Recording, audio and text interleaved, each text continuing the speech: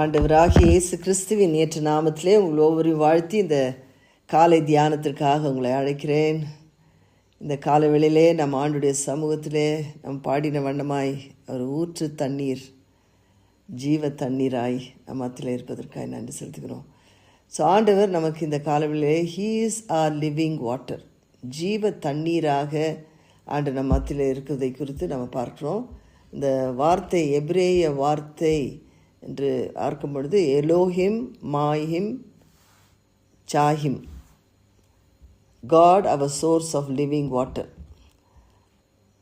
அந்த ஜீவ தண்ணீருடைய ஊற்றே அவர் தான், ஊற்று தண்ணீர். அவர் ஊற்று எப்படியாக ஊற்று ஒவ்வொரு இடத்துலையும் தண்ணீரை நம்ம கிணறோ அல்லது போர்வெலோ எது போட்டாலும் அந்த ஊற்று தான் மெயின் காரணம். தண்ணீர் வேணும் அப்படின்னு சொன்னால் அதை தோண்டி எடுக்கும்போது அதிலிருந்து வருகிற தண்ணீர் மிக மிக முக்கியமாக இருப்பதை பார்க்குறோம். இன்றைக்கும் எங்கள் நிலத்தில் நாங்கள் போய் முதலாவது நாங்கள் தேடுந்தே அந்த ஒரு நிலத்தை வாங்கினோம். அந்த வாங்கின பிறகு நாங்கள் யோசித்த முதல் காரியம் என்னென்னா தண்ணீர் வேணும். அப்போ நாங்கள் அதை அனுபவித்தது எப்படி இருந்துச்சுன்னா, பக்கத்துலேயே ஒரு 10 அடி கூட இல்லை, ஒரு மேபி ஒரு 6 அடி இருக்கும்னு நினைக்கிறேன், அடுத்த வீட்டுடைய கிணறுக்கும் எங்களுக்கும். அப்போ யோசித்தா அவங்க தண்ணியும் நம்ம தண்ணி எடுத்தால் அவங்களுக்கு வத்திருமோ, நமக்கு வரும்போது இல்லை நமக்கு வத்திருமோ, அந்த மாதிரி யோசனை இருந்துச்சு. பட் நாங்கள் ஜெபம் பண்ணி, ஆண்டவரே எங்களுக்கு நல்ல தண்ணி வேணும் அப்படின்னு சொல்லிட்டு, அப்போ அதை தோண்டி ஒரு 2 அடி கூட போல, ஆனால் ஒரு ஊற்று உடனடியாக தண்ணி பயங்கர மொள்ளவே முடியல. அந்த கிணறு எடுக்கிறவங்களுக்கு மொள்ளவே முடியல, அதாவது அந்த தண்ணீர் மண் எடுக்கவே முடியல. தோன்றாங்க, தண்ணி ஊற்றிட்டே அப்படியே பொங்கி வந்துட்டே இருக்குது. ஸோ கடைசியில் மொண்டு ஊற்ற அந்த கிணறை கொஞ்சம் ஆழமாகவே எடுத்துருங்க அப்படின்னு சொன்னோன்னா கொஞ்சம் ஆழமாக எடுத்து அப்புறம் அந்த கிணறை முதல்ல நாங்கள் கட்டினோம்.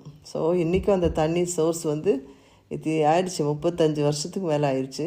ஆனால் அந்த தண்ணி சோர்ஸு நிற்கவே இல்லை, இன்னும் அது ஊற்று தண்ணி எடுக்க வந்துட்டு தான் இருக்குது.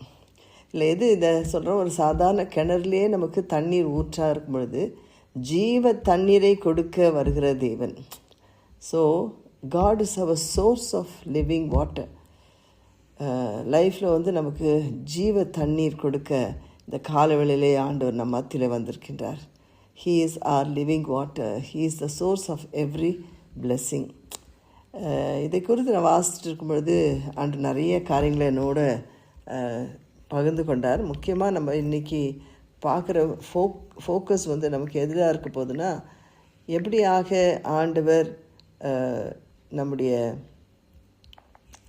சமாரிய ஸ்திரீயோடு அவர் இடைப்பட்டார். 4ஆம் அதிகாரம் யோவான் 4ஆம் அதிகாரத்தில் நம்ம அவரை பற்றி வாசிக்கிறோம். 13-14.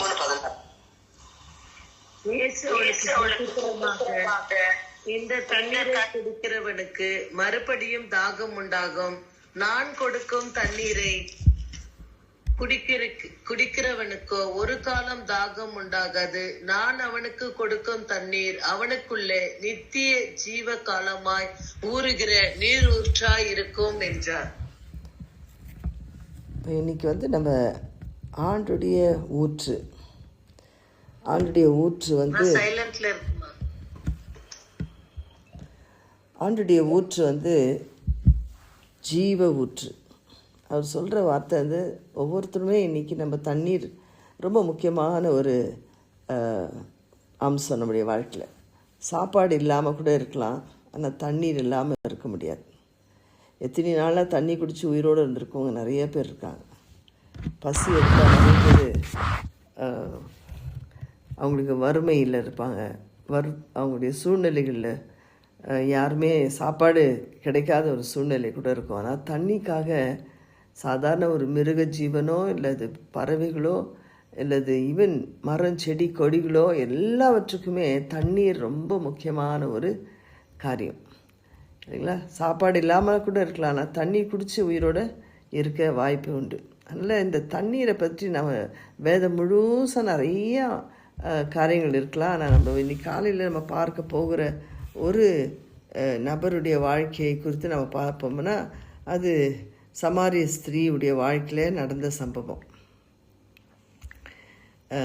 சமாரிய ஸ்திரீ ஒரு சாதாரண பெண். ஆனால் அவர் யார் அப்படின்னு சொல்லி பார்க்கும்பொழுது அவருடைய பின்னணி கொஞ்சம் நம்ம சுருக்கமாக பார்த்துடலாம். யூதர்களும் சமாரியர்கள் வந்து யூதர்களுக்கும் சமாரியருக்கும் விரோதம்.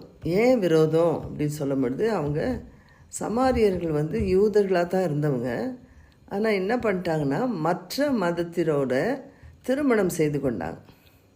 அதனால் அவங்களுக்கும் யூதர்களுக்கும் ஒரு கலப்பு திருமணம் செய்ததுனால அந்த பரிசுத்தமான தேவனுடைய ஜனமாகிய யூதர்கள் ஆண்டவர் சொன்னார், மற்ற மக்களோடு நீங்கள் திருமணம் செய்யக்கூடாது என்று சொன்னதை அவங்க மீறி போகிறாங்க.